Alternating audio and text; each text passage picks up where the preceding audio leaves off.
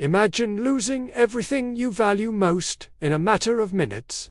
Your material possessions, your family, your health, everything you have built over the years. How would you react if your world collapsed before your eyes? The story of Job is a powerful and disconcerting account that addresses human suffering in a way that few other texts do. And what makes it even more intriguing is that, throughout his journey, Job does not find simple answers to his questions. But what he discovers may change his view of suffering forever. In today's video, we will explore Job's story in depth. We will dive into every detail, questioning the role of suffering in our lives and, more importantly, how it can shape our faith. This video goes beyond a simple biblical narrative. We will address topics such as patience, doubt, faith, and, ultimately, sex redemption, where we will discuss and learn from one of the greatest examples of faith and resilience in history. Are you ready to discover how Job's story can change your perspective on suffering? Job was a righteous and blessed man. He lived in the land of Uz, had a large family, vast wealth, and above all, an unshakable faith in God. He was known for his integrity and righteousness. Job constantly offered sacrifices, not only for his own sins, but also for his family, demonstrating an unparalleled zeal for the love of God. But despite all this dedication, his life was about to turn upside down. In the heavenly realm, a mysterious and disturbing scene unfolds. Satan approaches God and challenges Job's integrity.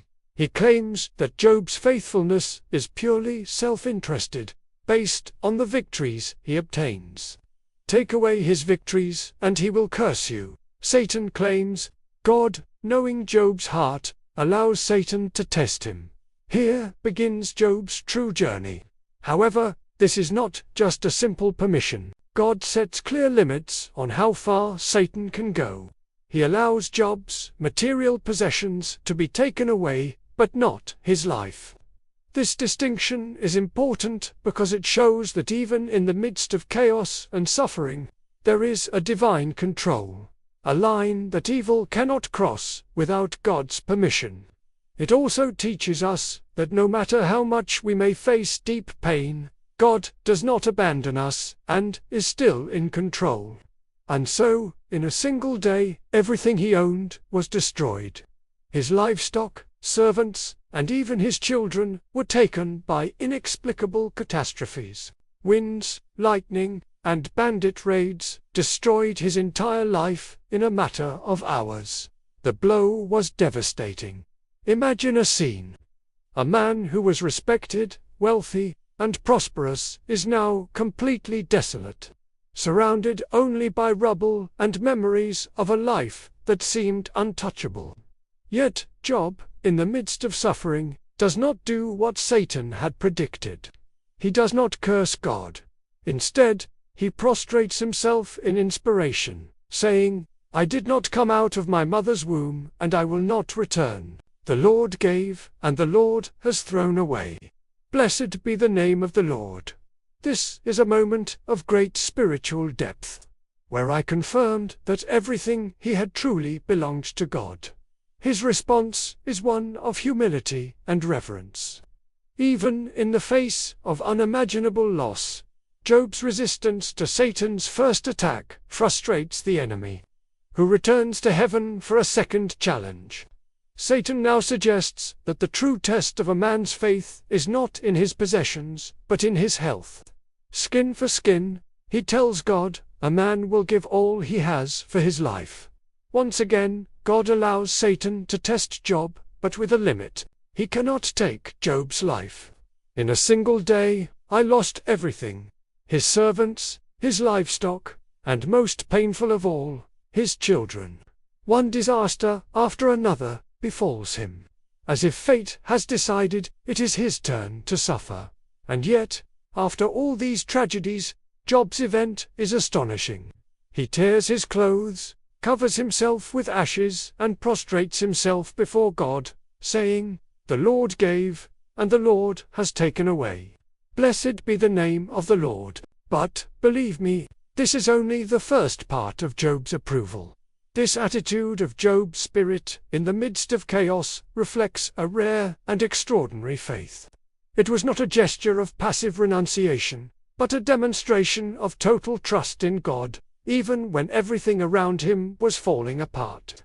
Job, in his pain, confirms that everything he had was a divine gift, and that he owned nothing by right.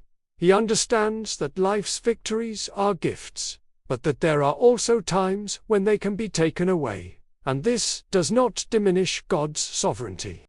But Job's test is far from over. His suffering is still just beginning. What Job did not know was that his reactions were observed by Satan, who was not satisfied with the initial result. He believed that Job's faithfulness only held up because he still had something left, that God has abandoned his health. So Satan asks God for permission to afflict Job's body, believing that by experiencing physical pain he will finally break his faith. And so Job is struck by horrible sores that cover his body from head to toe. He sits in a heap of ashes, using a potsherd to scrape at the sores in a desperate attempt to ease his pain. The scene is heartbreaking. Job, a once respected and blessed man, is now unrecognizable, covered in sores and abandoned by fate. Yet he stands firm, refusing to curse God. At this point, even his wife, overcome with despair, urges him to give up. She tells Job to curse God and die. To her, Job's suffering is so extreme that there seems to be no other way out than to abandon his faith and succumb to death. But Job responds in a surprising way. "You speak like a madwoman.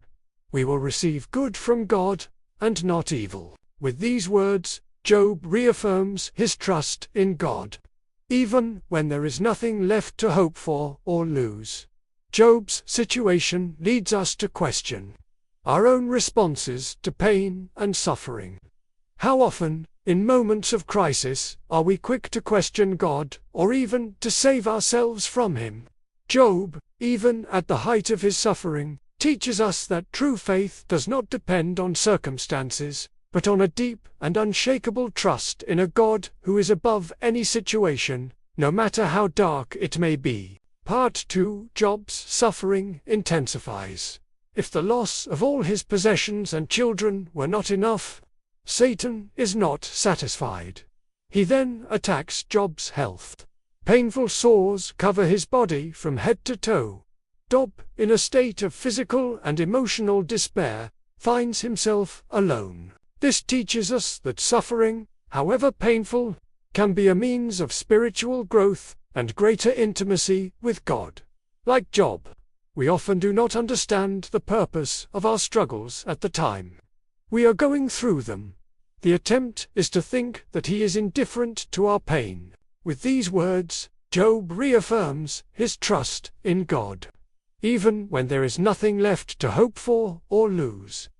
Job's situation leads us to question our own responses to pain and suffering. How often, in moments of crisis, are we quick to question God, or even to save ourselves from Him?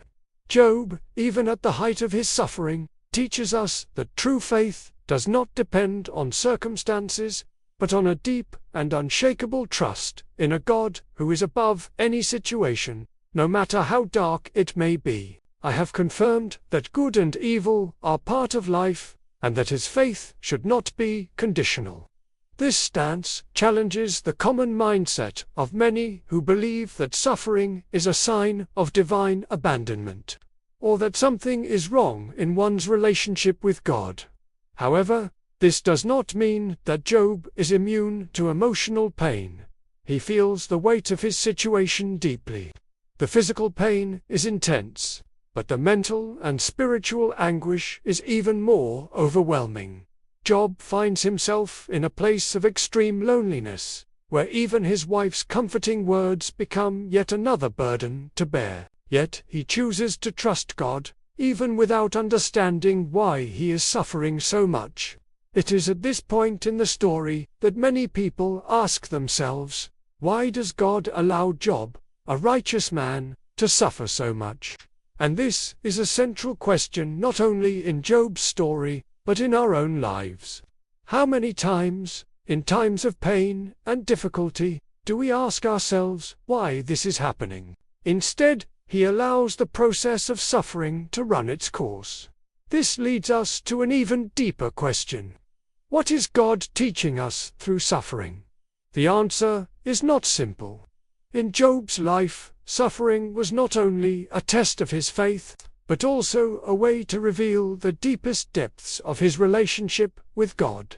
Job's suffering was not a sadness, but an opportunity for him to understand God's character in a way that he might never have understood had his life continued as normal. Instead, he allows the process of suffering to run its course. This leads us to an even deeper question. What is God teaching us through suffering?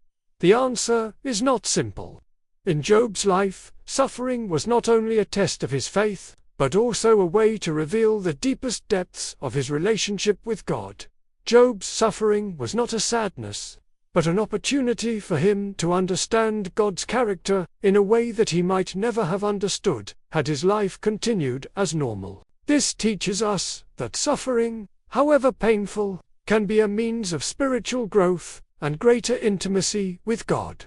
Like Job, we often do not understand the purpose of our struggles at the time we are going through them.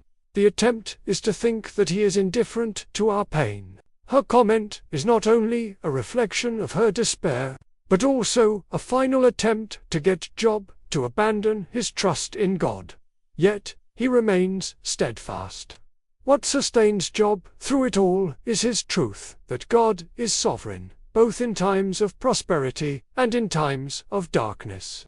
This response from Job reveals something profound about his understanding of God.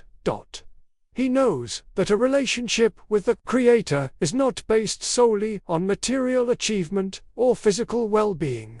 Somehow he is using each moment of pain to shape our soul and bring us closer to Him. The answer, however, is not immediate. Job, in his anguish, is visited by 3 friends, Bildad and Issachar. They come to comfort Job. But instead, they begin to accuse him. They believe that Job's suffering is a direct consequence of some hidden sin. After all, in their minds, suffering is always the result of some error or moral failure. But Job knows that he has done nothing to deserve such pain. And this is where the story goes even deeper. Job's friends represent a simplistic and often mistaken view of suffering. They believe that God only punishes the wicked and rewards the righteous with victories. Thus, for them, the only logical explanation for Job's suffering is that he committed some serious sin. But this view does not hold up in the face of the more complex reality of life. Suffering cannot be explained in such a linear way, as if there were an exact formula between sin and pain. Job, in turn, rejects this explanation. He defends himself, asserting his innocence, and begins to question why God is allowing him to go through so much affliction. Job's anguish goes beyond physical pain. He is spiritually shaken, confused, and searching for answers. Why would a just God allow someone righteous to suffer for no apparent reason? This inner conflict in Job reflects the dilemma that many face in times of crisis. How can we reconcile God's possession with the reality of suffering? The insistence of Job's friends on associating his suffering with some hidden sin only intensifies Job's emotional pain. Instead of offering comfort, their words become yet another form of torment. They believe they are defending divine justice, but in fact they are distorting the true nature of God. Job, in his desperation, cries out for a direct audience with God, seeking to understand what is behind all this. Part 3. The Dialogues with Friends. The dialogues between Job and his friends are long and intense. Each of them presents an argument to explain Job's suffering. He appeals to his personal experience. Bildad relies on tradition. Issachar resorts to dogmatism. For them, the logic is simple. If Job is suffering, it is because he has sinned. But Job does not accept these simplistic explanations. He defends himself, asserting his innocence and insisting that his suffering is not the result of some hidden sin. He, the first to speak, tries to use a softer approach. He shares his reflections on how, in his experience, the righteous prosper and the wicked suffer. For him, it is inevitable that he has made some mistake, even if unconsciously. However, his words, instead of bringing comfort, only increase Job's anguish, for he knows that he has done nothing to deserve such sorrow. His experience, although valid from his perspective, speaks volumes about the depth of Job's suffering and the complexity of God's action. Job's friends represent a simplistic and often mistaken view of suffering. They believe that God only punishes the wicked and rewards the righteous with victories. Thus, for them, the only logical explanation for Job's suffering is that he committed some serious sin. However, Job stands firm in his position, challenging the limited view of his friends. Job's pain is real, but he rejects the idea that it is divine vengeance. Zophar, the most impetuous of the three, is even more severe. He insists that Job must be hiding something very serious, because the suffering he is experiencing can only be the result of a great sin. For Zophar, logic is unshakable. God is just, and Job's suffering can only be retribution. However, his approach is an adamant failure to consider the fact that sometimes suffering goes beyond simple cause and effect.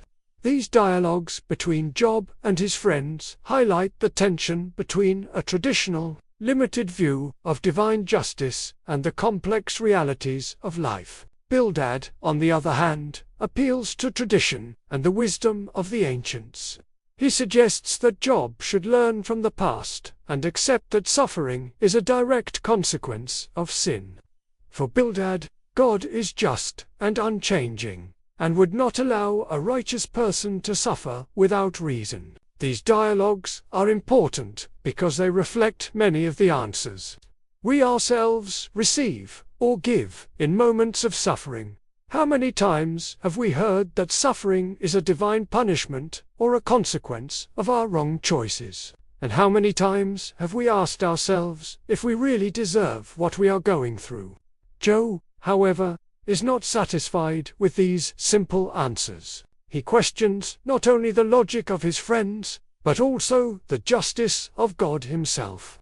I want direct answers from God. He wants to understand the reason for so much suffering. And, after long dialogues, the moment finally arrives when God answers. Part 4, An Answer from God.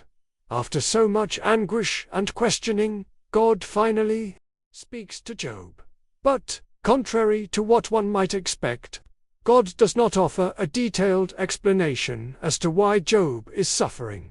He does not go into justifications or theological explanations.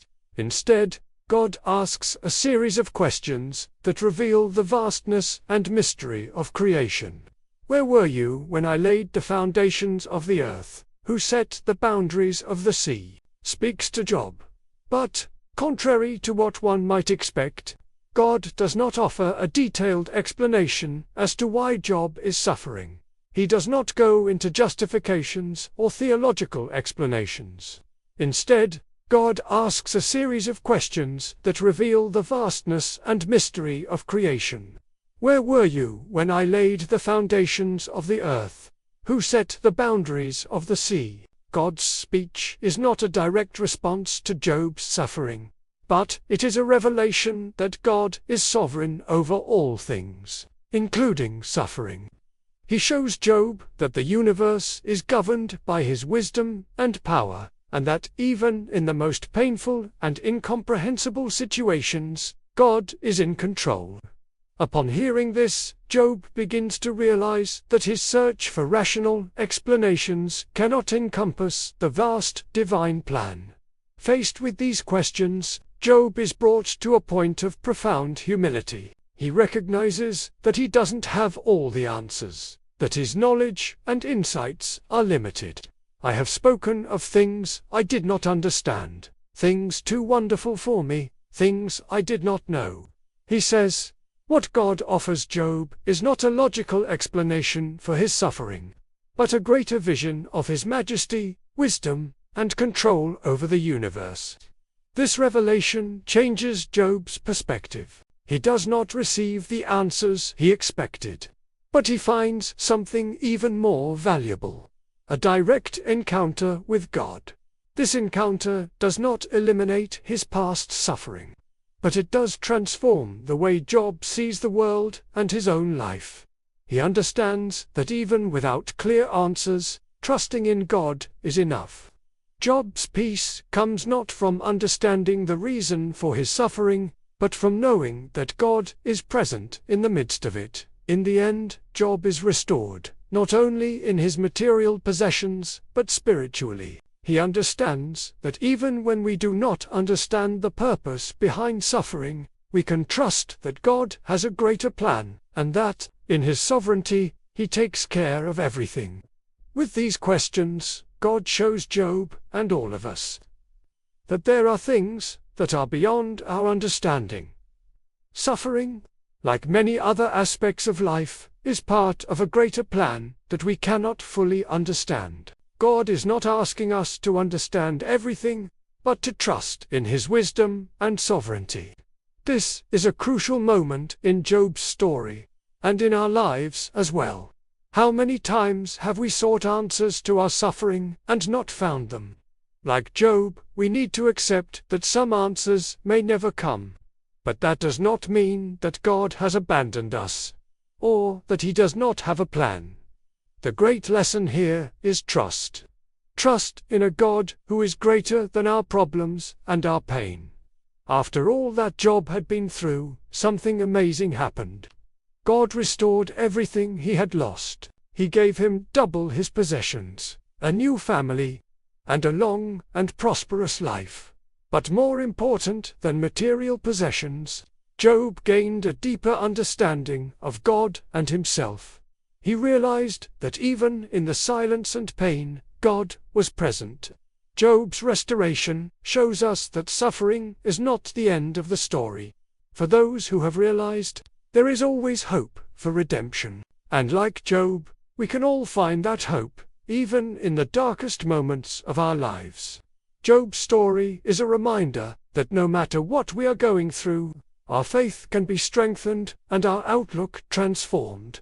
Suffering, though painful, has the power to draw us closer to God and teach us profound lessons about life and faith. If you are going through a time of suffering right now, remember Job's story. Like Job, you may not have all the answers you want, but that doesn't mean God isn't there for you. Stay strong, keep your faith, and believe that in the end, there is a way out. Redemption awaits you. If this video touched your heart and you believe that Job's story can help others, don't forget to like, share, and subscribe to the channel. Together, we can continue to explore more profound lessons from the Bible and find hope amid life's challenges.